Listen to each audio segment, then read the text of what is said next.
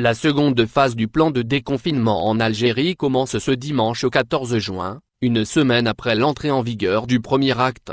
Réuni samedi à la présidence de la République, le comité scientifique en charge du suivi de l'épidémie Covid-19 en Algérie a annoncé 5 grandes mesures. La première mesure est le déconfinement total de 19 wilayas, Tamanrasset, Tindouf, Ilizi, Ceyda, Gardaïa, Nama, El Bayad, Tiares, Guelma, Skirda, Jigel, Mostaganéon, Tebessa, Tlemcen, Mouchante, El Tarf, Tizi Ouzou, Defla, Mila. Il a décidé d'alléger le couvre-feu dans 29 wilayas, Boumerdes, Soukara, Tissé en Silt, Djelfa, Mascara, Oum El Bouagui, Batnak, Bouira, Relizane, Biskra, Kanchela, Msila, Chley, Sidi Bel Abbès, Médéa, Blida, Bordjibou Arorij, Tipaza, Ouargla, Béchar, Alger, Constantine, Oran, Sétif, Annaba, Begéa, Adrar, Lagua, et l'Oued.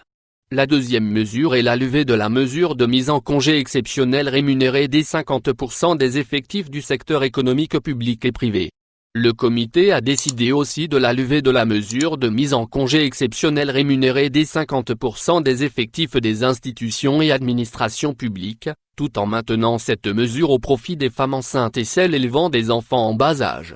Pour les activités de transport urbain de voyageurs, les bus, les tramways et les taxis individuels sont autorisés à reprendre dans l'ensemble des wilayas. Le métro d'Alger restera fermé ainsi que les ports et les aéroports. Les salons de coiffure femmes, la vente d'effets vestimentaires et de chaussures, les auto-écoles et la location de véhicules sont aussi autorisés à rouvrir dans toutes les wilayas du pays.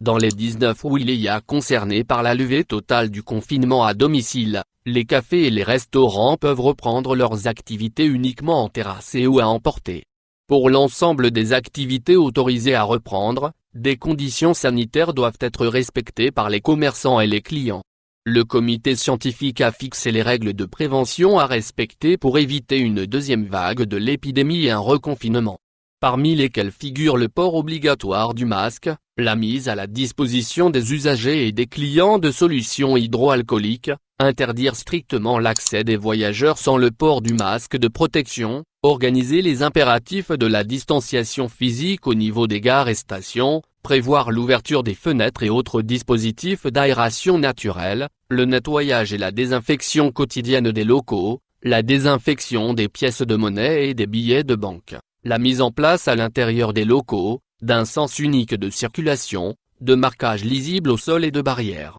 pour éviter les croisements des clients, l'organisation des accès et des files d'attente à l'extérieur et à l'intérieur des locaux de façon à respecter l'espacement et la distance physique, tout en limitant nombre de personnes présentes en un même lieu, soumettre le taxi à une opération régulière de nettoyage et de désinfection, etc.